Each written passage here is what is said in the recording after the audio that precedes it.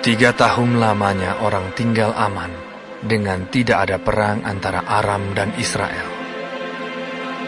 Pada tahun yang ketiga, pergilah Yosafat, Raja Yehuda, kepada Raja Israel.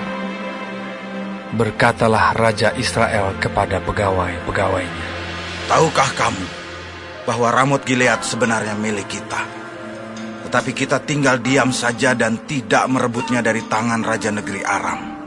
Lalu katanya kepada Yosafat, "Maukah engkau pergi bersama-sama aku untuk memerangi Ramot Gilead?" Jawab Yosafat kepada Raja Israel, "Kita sama-sama, aku dan engkau, rakyatku dan rakyatmu, kudaku dan kudamu." Tetapi Yosafat berkata kepada Raja Israel, "Baiklah, tanyakan dahulu firman Tuhan."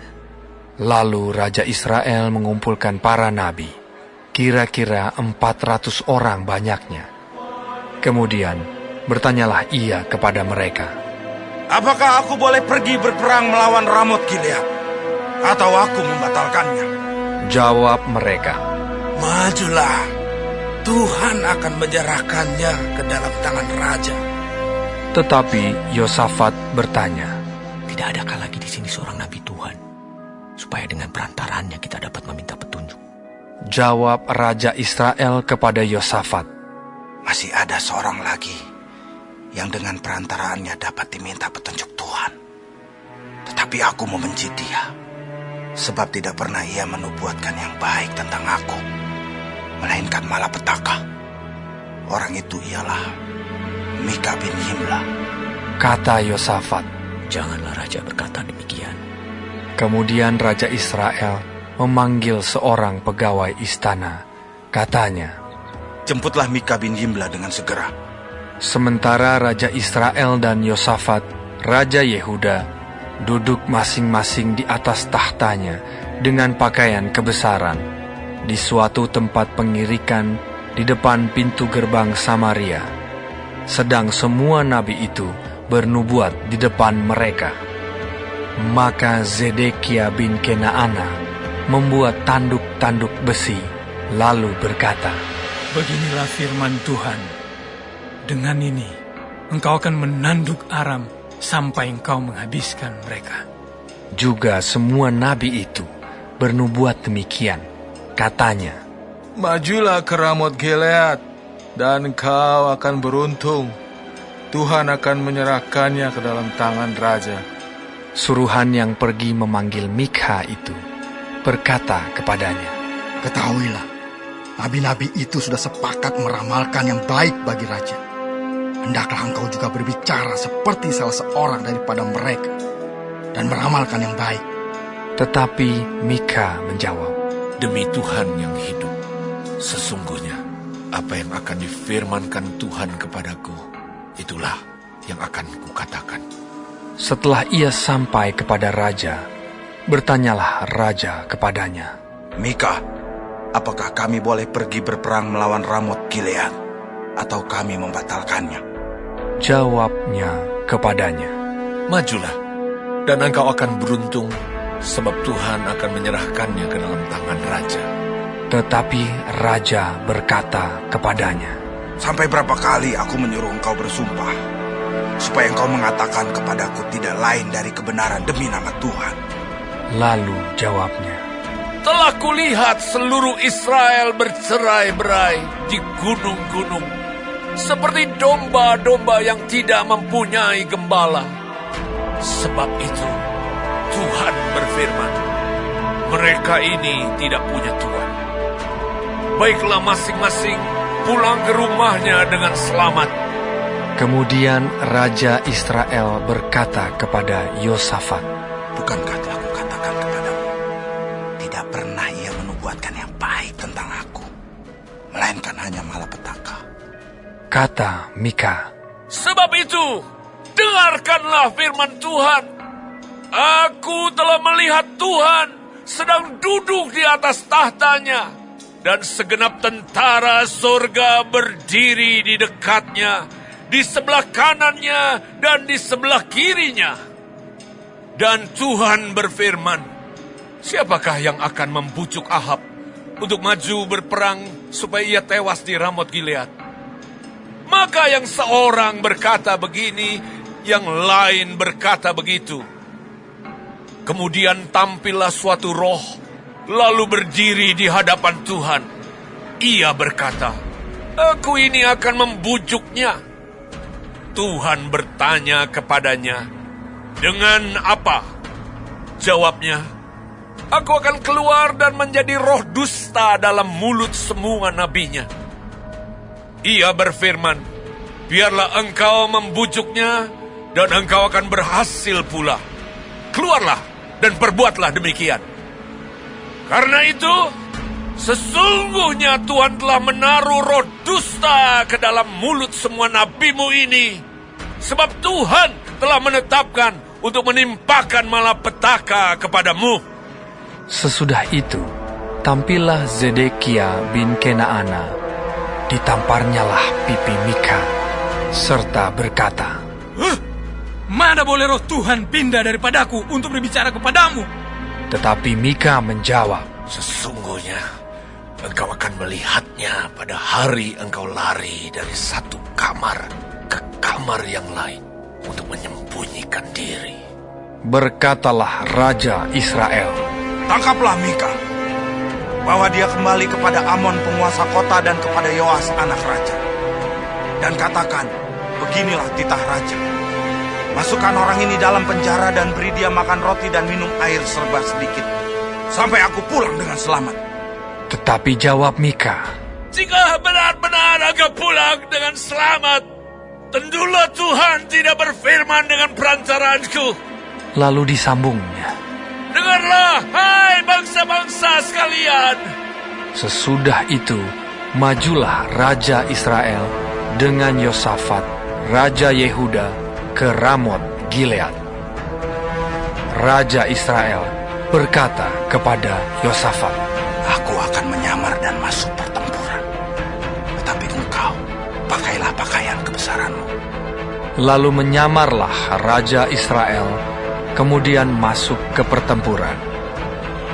Adapun Raja negeri Aram telah memberi perintah kepada para panglima pasukan keretanya, 32 orang banyaknya.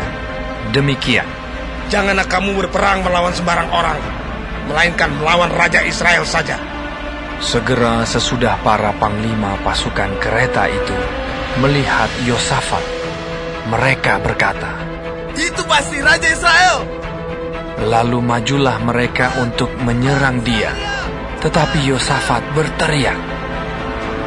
Segera sesudah para panglima pasukan kereta itu melihat bahwa dia bukanlah Raja Israel, maka undurlah mereka daripadanya. Tetapi seseorang menarik panahnya dan menembak dengan sembarangan saja dan mengenai Raja Israel di antara sambungan baju zirahnya. Kemudian ia berkata kepada pengemudi keretanya, Putar, bawa aku keluar dari pertempuran, sebab aku sudah luka. Tetapi pertempuran itu bertambah seru pada hari itu, dan raja tetap ditopang berdiri di dalam kereta berhadapan dengan orang Aram itu, sampai ia mati pada waktu petang. Darahnya mengalir dari lukanya ke dalam palung kereta. Kira-kira pada waktu matahari terbenam, terdengarlah teriakan di sepanjang barisan tentara itu. Masing-masing ke kotanya, masing-masing ke negerinya. Raja sudah mati. Maka pulanglah mereka ke Samaria. Lalu mereka menguburkan raja di Samaria. Ketika kereta itu dicuci di tepi telaga Samaria, maka darah raja dijilat anjing. Sedang perempuan-perempuan sundal mandi di tempat itu, sesuai dengan firman Tuhan yang telah diucapkannya. Selebihnya dari riwayat Ahab dan segala yang dilakukannya, serta istana gading dan segala kota yang didirikannya, bukankah semuanya itu tertulis dalam kitab sejarah raja-raja Israel? Demikianlah Ahab mendapat perhentian bersama-sama dengan nenek moyangnya. Maka Ahazia anaknya menjadi raja menggantikan dia. Yosafat anak Asa menjadi raja atas Yehuda dalam tahun keempat zaman Ahab raja Israel. Yosafat berumur 35 tahun pada waktu ia menjadi raja, dan 25 tahun lamanya ia memerintah di Yerusalem. Nama ibunya ialah Azuba, anak Silhi. Ia hidup mengikuti jejak Asa ayahnya. Ia tidak menyimpang daripadanya dan melakukan apa yang benar di mata Tuhan. Hanya bukit-bukit pengorbanan tidak dijauhkan. Orang masih mempersembahkan dan membakar korban di bukit-bukit itu. Dan Yosafat hidup dalam damai dengan Raja Israel. Selebihnya dari riwayat Yosafat dan kepahlawanan yang dilakukannya dan bagaimana ia berperang, bukankah semuanya itu tertulis dalam kitab sejarah Raja-Raja Yehuda? Dan sisa pelacuran bakti yang masih tinggal dalam zaman Asa, ayahnya, dihapuskannya dari negeri itu. Tidak ada raja di Edom. Karena itu, yang menjadi raja ialah seorang kepala daerah. Yosafat membuat kapal-kapal Tarsis untuk pergi ke Ofir mengambil emas. Tetapi kapal-kapal itu tidak jadi pergi ke sana, sebab kapal-kapal itu pecah di Ezion Geber. Pada waktu itu, Ahazia, anak Ahab, berkata kepada Yosafat, "Baiklah, anak buahku pergi bersama-sama anak buahmu dengan kapal-kapal itu." Tetapi Yosafat tidak mau. Kemudian Yosafat mendapat perhentian bersama-sama dengan nenek moyangnya, dan ia dikuburkan di samping nenek moyangnya di kota Daud, bapa leluhurnya. Maka Yoram anaknya menjadi raja menggantikan dia. Ahazia anak Ahab menjadi raja atas Israel di Samaria dalam tahun ke-17 zaman Yosafat, raja Yehuda, dan ia memerintah atas Israel 2 tahun lamanya. Ia melakukan apa yang jahat di mata Tuhan dan hidup menurut kelakuan ayahnya dan ibunya dan Yerobeam bin Nebat yang telah mengakibatkan orang Israel berdosa. Ia beribadah kepada Baal dan sujud menyembah kepadanya, dan dengan demikian ia menimbulkan sakit hati Tuhan, Allah Israel, tepat seperti yang dilakukan ayahnya.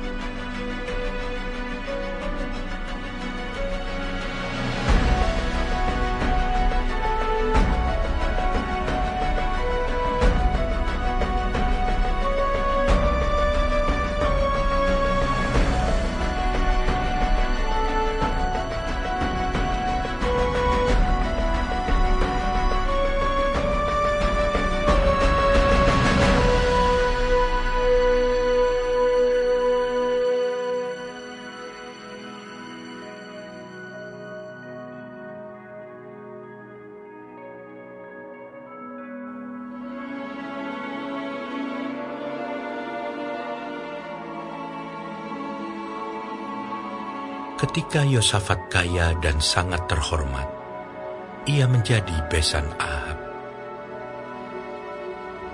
Beberapa tahun kemudian, pergilah ia kepada Ahab di Samaria. Ahab menyembelih banyak kambing domba dan lembu sapi untuk dia dan rombongannya, dan mengajaknya untuk menyerang Ramot Gilead. Berkatalah Ahab Raja Israel kepada Yosafat Raja Yehuda, "Maukah engkau pergi ke Ramot Gilead bersama-sama aku?" Jawabnya kepadanya, Kita sama-sama, aku dan engkau, rakyatmu dan rakyatku. Aku akan bersama-sama engkau di dalam perang. Tetapi Yosafat berkata kepada Raja Israel, Baiklah, tanyakan dahulu firman Tuhan. Lalu Raja Israel mengumpulkan para nabi, 400 orang banyaknya. Kemudian bertanyalah ia kepada mereka, "Apakah kami boleh pergi berperang melawan Ramot Gilead? Atau aku membatalkannya?" Jawab mereka, "Majulah, Allah akan menyerahkannya ke dalam tangan raja." Tetapi Yosafat bertanya, Tidak adakah lagi di sini seorang nabi Tuhan, supaya dengan perantaranya kita dapat meminta petunjuk? Jawab Raja Israel kepada Yosafat, Masih ada seorang lagi yang dengan perantaraannya dapat diminta petunjuk Tuhan. Tetapi aku membenci dia, sebab tidak pernah ia menubuatkan yang baik tentang aku, melainkan malapetaka. Orang itu ialah Mika bin Yimla. kata Yosafat. Janganlah raja berkata demikian.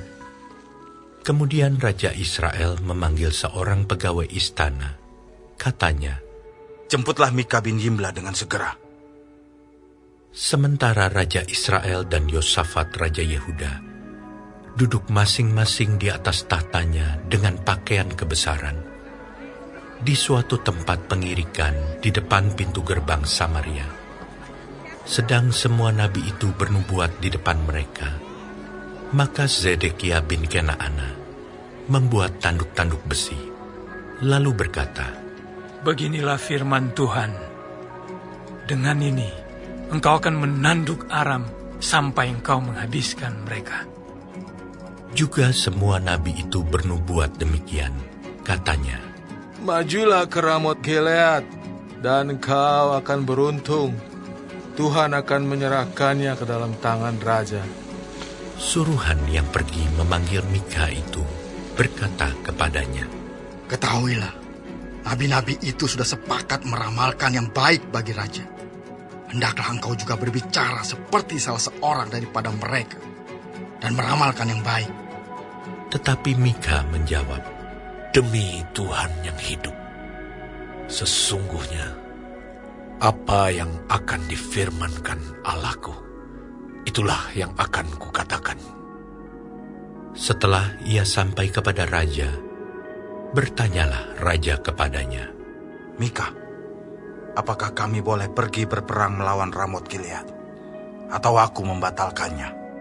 Jawabnya, Majulah, dan kamu akan beruntung, sebab mereka akan diserahkan ke dalam tanganmu.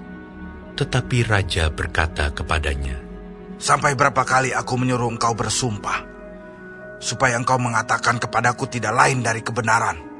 Lalu jawabnya, Telah kulihat seluruh Israel bercerai-berai di gunung-gunung, seperti kambing domba yang tidak mempunyai gembala. Sebab itu, Tuhan berfirman, mereka ini tidak punya Tuhan. Baiklah masing-masing pulang ke rumahnya dengan selamat.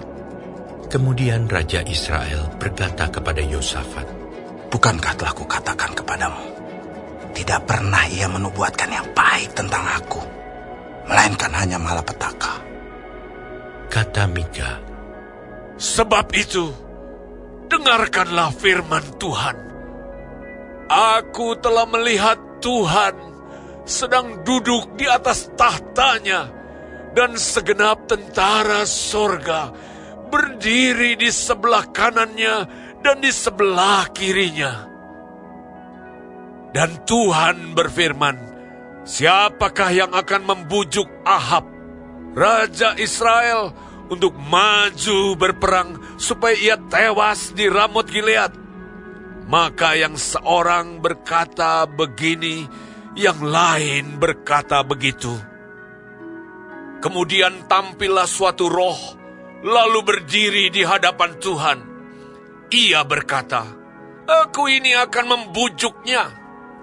Tuhan bertanya kepadanya, dengan apa? Jawabnya, aku akan keluar dan menjadi roh dusta dalam mulut semua nabinya. Ia berfirman, biarlah engkau membujuknya, dan engkau akan berhasil pula. Keluarlah dan perbuatlah demikian.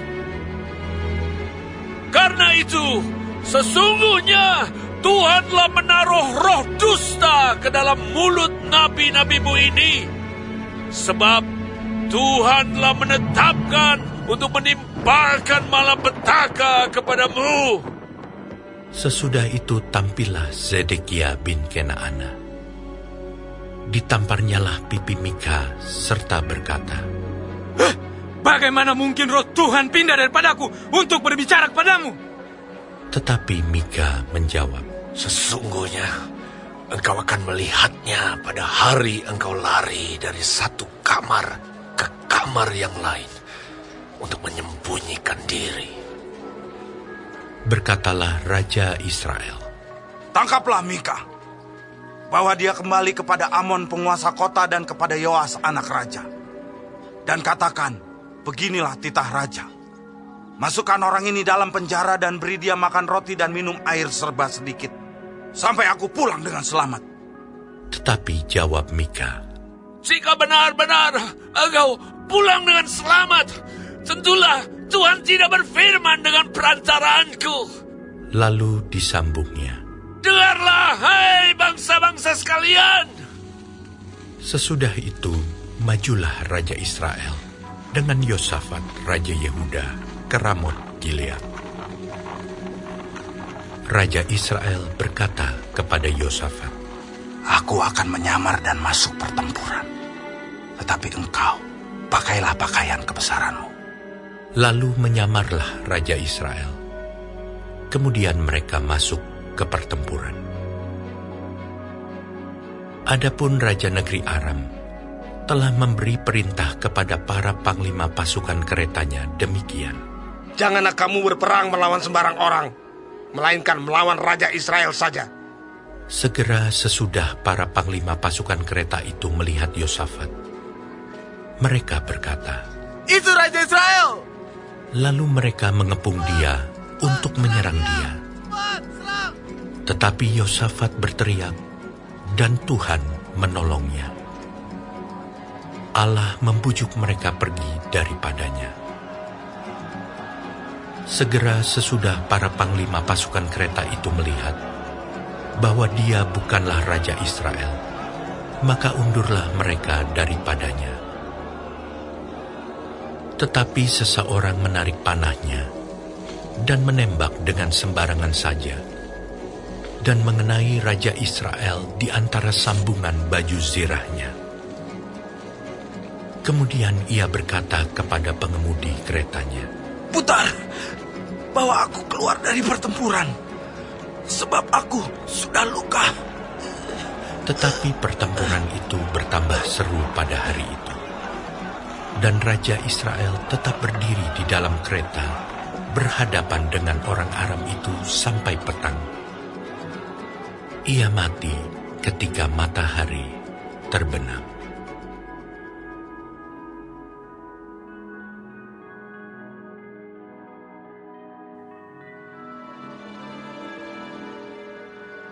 Yosafat, Raja Yehuda, pulang dengan selamat ke istananya di Yerusalem. Ketika itu, Yehu bin Hanani, pelihat itu, pergi menemuinya dan berkata kepada Raja Yosafat, Sewajarnyakah engkau menolong orang fasik dan bersahabat dengan mereka yang membenci Tuhan? Karena hal itu Tuhan murka terhadap engkau. Namun masih terdapat hal-hal yang baik padamu, karena engkau menghapuskan tiang-tiang berhala dari negeri ini dan mencari Allah dengan tekun. Yosafat diam di Yerusalem. Ia mengadakan kunjungan pula ke daerah-daerah, dari Beersheba sampai ke pegunungan Efraim, sambil menyuruh rakyat berbalik kepada Tuhan, Allah nenek moyang mereka. Ia mengangkat juga hakim-hakim di seluruh negeri, yakni di semua kota yang berkubu di Yehuda, di tiap-tiap kota. Berpesanlah ia kepada hakim-hakim itu. Pertimbangkanlah apa yang kamu buat, karena bukanlah untuk manusia kamu memutuskan hukum, melainkan untuk Tuhan, yang ada beserta kamu bila kamu memutuskan hukum. Sebab itu, kiranya kamu diliputi oleh rasa takut kepada Tuhan. Bertindaklah dengan seksama, karena berlaku curang, memihak ataupun menerima suap tidak ada pada Tuhan Allah kita. Juga di Yerusalem, Yosafat mengangkat beberapa orang dari antara orang Lewi, dari antara para imam, dan dari antara para kepala puak Israel, untuk memberi keputusan dalam hal hukum Tuhan dan dalam hal perselisihan. Mereka berkedudukan di Yerusalem. Ia memerintahkan mereka, kamu harus bertindak dengan takut akan Tuhan, dengan setia dan dengan tulus hati. Demikian, dalam setiap perkara yang disampaikan kepada kamu oleh rekan-rekanmu yang tinggal di kota-kota, yakni perkara-perkara mengenai penumpahan darah atau mengenai hukum, perintah, ketetapan-ketetapan, dan peraturan-peraturan, hendaklah kamu memperingatkan mereka, supaya mereka jangan bersalah terhadap Tuhan, sehingga murkanya menimpa kamu dan rekan-rekanmu. Hendaklah kamu berbuat demikian, dan kamu tidak akan bersalah. Dengan ini imam kepala Amaria diangkat sebagai ketuamu dalam segala perkara ketuhanan, dan Zebaja bin Ismail, pemuka kaum Yehuda, dalam segala perkara kerajaan. Sedang orang Lewi akan melayani kamu sebagai pengatur. Bertindaklah dengan tegas. Kiranya Tuhan menyertai orang yang tulus ikhlas.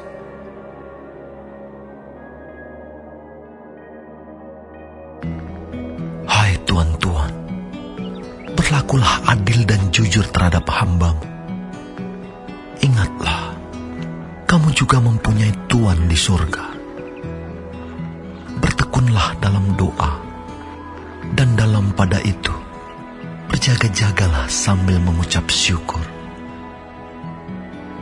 Berdoa jugalah untuk kami, supaya Allah membuka pintu untuk pemberitaan kami, sehingga kami dapat berbicara tentang rahasia Kristus, yang karenanya aku dipenjarakan. Dengan demikian, aku dapat menyatakannya sebagaimana seharusnya. Hiduplah dengan penuh hikmat terhadap orang-orang luar. Pergunakanlah waktu yang ada. Hendaklah kata-katamu senantiasa penuh kasih. Jangan hambar, sehingga kamu tahu bagaimana kamu harus memberi jawab kepada setiap orang. Semua hal ihwalku akan diberitahukan kepada kamu oleh Tikhikus, saudara kita yang kekasih, hamba yang setia, dan kawan pelayan dalam Tuhan. Ia aku suruh kepadamu dengan maksud supaya kamu tahu akan hal ihwal kami, dan supaya ia menghibur hatimu. Ia aku suruh bersama-sama dengan Onesimus, saudara kita yang setia dan yang kekasih, seorang dari antaramu. Mereka akan memberitahukan kepadamu segala sesuatu yang terjadi di sini. Salam kepada kamu dari Aristarkus, temanku sepenjara, dan dari Markus, kemenakan Barnabas. Tentang dia kamu telah menerima pesan. Terimalah dia apabila dia datang kepadamu. Dan dari Yesus yang dinamai Yustus, hanya ketiga orang ini dari antara mereka yang bersunat, yang menjadi temanku sekerja untuk kerajaan Allah. Mereka itu telah menjadi penghibur bagiku. Salam dari Epafras kepada kamu. Ia seorang dari antaramu, hamba Kristus Yesus, yang selalu bergumul dalam doanya untuk kamu, supaya kamu berdiri teguh sebagai orang-orang yang dewasa dan yang berkeyakinan penuh dengan segala hal yang dikehendaki Allah. Sebab aku dapat memberi kesaksian tentang dia, bahwa ia sangat bersusah payah untuk kamu dan untuk mereka yang di Laodikia dan Hierapolis. Salam kepadamu dari tabib Lukas yang kekasih, dan dari Demas. Sampaikan salam kami kepada saudara-saudara di Laodikia, juga kepada Nimfa dan jemaat yang ada di rumahnya. Dan bila mana surat ini telah dibacakan di antara kamu, usahakanlah supaya dibacakan juga di jemaat Laodikia, dan supaya surat yang untuk Laodikia dibacakan juga kepadamu. Dan sampaikanlah kepada Arkipus, perhatikanlah supaya pelayanan yang kau terima dalam Tuhan kau jalankan sepenuhnya. Salam daripadaku, Paulus. Salam ini kutulis dengan tanganku sendiri. Ingatlah akan belengguku. Kasih